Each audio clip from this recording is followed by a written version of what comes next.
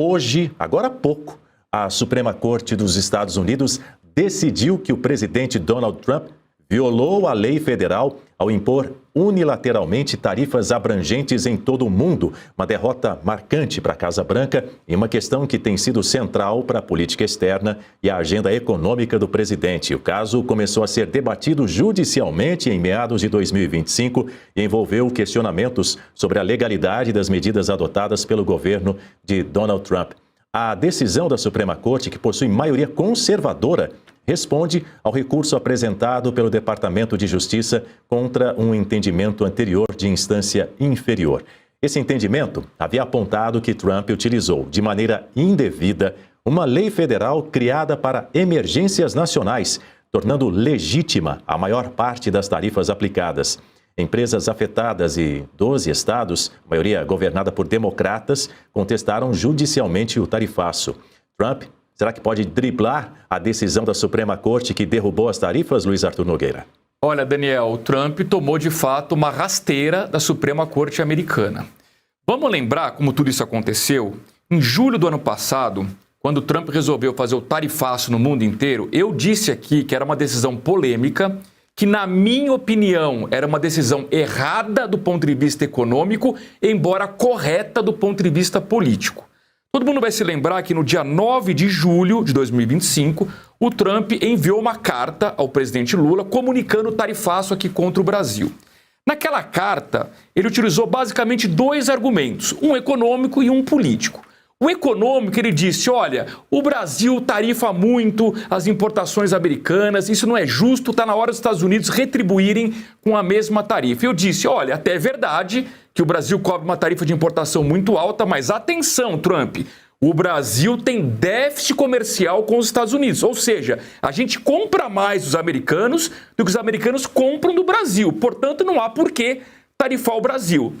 Então eu dizia, do ponto de vista econômico, não há lógica em Trump tarifar o Brasil. Muito bem. Agora, do ponto de vista político, a carta dizia o seguinte, olha, o Brasil neste momento não está respeitando o ambiente democrático, a Suprema Corte está perseguindo o ex-presidente Jair Bolsonaro e, portanto, eu, Trump, vou tarifar o Brasil por conta disso. Eu disse, olha, o argumento político está correto. De fato, aqui a democracia não está sendo respeitada, a Constituição não está sendo respeitada, Jair Bolsonaro estava sendo perseguido, o X, o X, que é uma empresa americana, foi bloqueada ilegalmente pelo Alexandre de Moraes durante o período eleitoral, tudo isso estava perfeito. Mas eu dizia, o instrumento para combater isso não é tarifa comercial. Eu dizia, use a lei Magnitsky contra as pessoas que estão rasgando a Constituição. Por exemplo, Alexandre de Moraes. Mas o Trump manteve o tarifaço e depois veio com a lei Magnitsky, que ele já retirou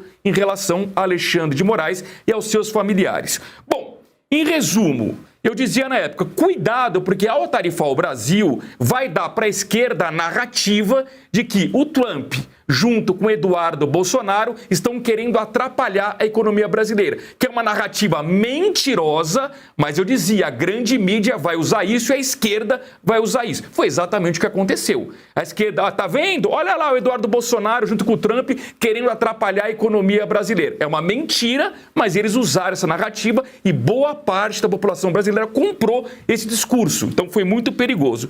Em resumo, Daniel, agora a Suprema Corte derruba todo esse tarifaço, a lei Magnitsky já foi para o beleléu, ou seja, o Trump hoje, na prática, não está contribuindo em nada com a redemocratização brasileira, porque a democracia por aqui acabou, não está ajudando em nada o ex-presidente Jair Bolsonaro e gerou um grande transtorno comercial. E, por fim, o Trump tem um problema interno lá. Por quê? Porque como ele tarifou produtos importados, ele gerou inflação lá na economia local. E inflação em alta derruba a popularidade. Agora, no fim do ano, ele vai ter uma importante eleição, que é a eleição legislativa. Se ele perder a maioria na Câmara e no Senado, ele acabou com o mandato dele.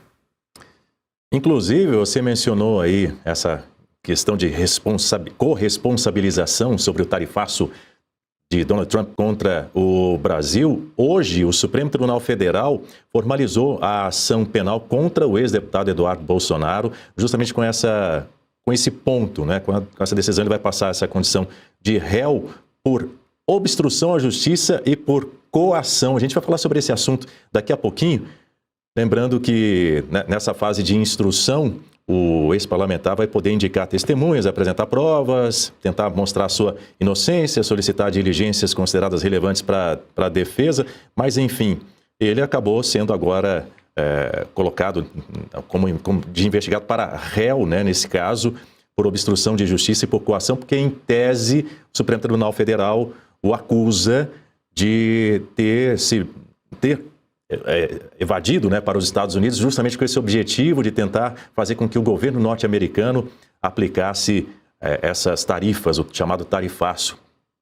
Como se ele tivesse esse tipo de poder também, né, Maria? Chamado pelo Donald Trump como o Dia da Libertação, né, o Liberation Day, que foi de fato uma nova forma de conseguir aí obter influência internacional para atingir objetivos. Os Estados Unidos, que é assim a principal economia do mundo, e tentando se posicionar como a principal, assim, que dita as regras do jogo nesse tabuleiro internacional, né? O Trump foi eleito justamente com esse discurso de American First, América primeiro, e um dos motivos pela sua eleição foi de reaquecer a indústria norte-americana. Então, essa questão das tarifas e do tarifaço faz parte dessa estratégia mais longa do Trump. E veja aqui, não estou entrando no mérito se é certo ou errado, tenho minhas ressalvas em relação a isso, porque afeta muito a questão da liberação econômica, de comércio e comércio livre do mundo, que funciona como impulsionador econômico, mas faz parte dessa estratégia do Trump, que é vamos aquecer a indústria norte-americana, quem são os países que estão em déficit conosco, o próprio Luiz Arthur aqui mencionou,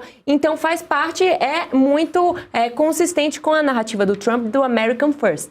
E um dos motivos que se diz aqui é que o Trump também gostaria desse dólar mais desvalorizado no mundo, porque isso traz um benefício e aquece o produto norte-americano no mundo. O preço fica mais competitivo ali equiparado com a China. A China que usou a questão do preço artificial aplicando uma medida chamada de dumping comercial por muito tempo, que deixava os seus produtos ali abaixo do preço justo, que trouxe uma competitividade maior. Então o Trump ele acha que, baixando o dólar, ele consegue uma maior competitividade dos produtos. E o Eduardo Bolsonaro vai justamente nesse contexto de querer, assim, trazer, reaquecer. O Eduardo Bolsonaro é uma figura muito benquista ali pelo próprio Steve Bannon, que é o conselheiro do Trump, que é o querido aí de muitos estrategistas políticos mais na ala da direita. E o Eduardo Bolsonaro não conseguiu tanto acesso ao Donald Trump, que, a meu ver, foi certamente oportunista e viu que se ele ficasse muito brigado com o Brasil, ele ia se dar mal, porque... Gente, houve muita pressão do público dos Estados Unidos por conta do aumento dos preços. Então, é um problema que derrubou muitos governos e o Trump está tentando aí fazer uma boa política para conseguir justamente atingir esse problema, que é o aumento dos preços nos Estados Unidos, e o tarifaço trouxe isso também. A ver o que vai acontecer com essa decisão do Supremo dos Estados Unidos, mas eu acho que o Trump não vai acatar assim tão facilmente e pode gerar aí uma crise institucional nos Estados Unidos.